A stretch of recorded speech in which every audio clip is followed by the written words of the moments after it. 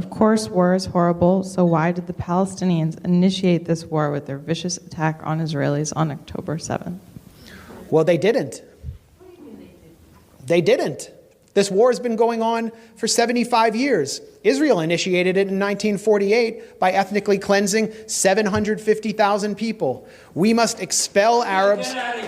We must expel Arabs and take their places. We must expel Arabs and take their places. And if we have to use force, not to dispossess the Arabs of the Negev and Transjordan, but to guarantee our own right to settle in those places, then we have force at our disposal. David Ben-Gurion, the first prime minister of Israel, said that in 1937.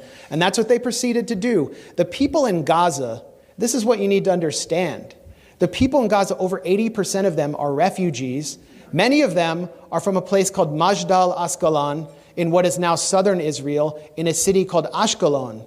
And they were dragged from their homes and driven from their homes, placed in prison camps, barbed wire prison camps, and then dumped in trucks in 1950 into the Gaza Strip where they would be permanently warehoused.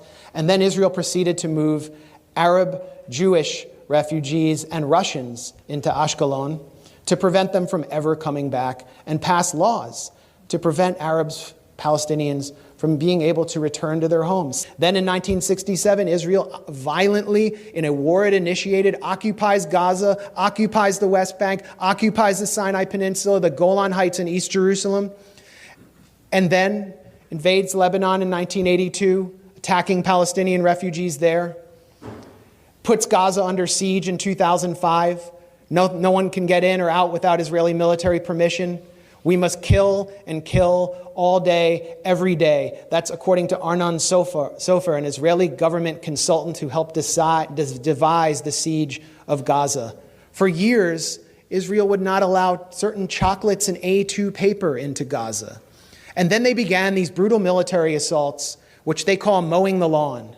Slaughtering a few people will leave Hamas intact, but teach them a lesson. And I talked to you about those assaults that took place on Gaza. So this didn't come out of a vacuum.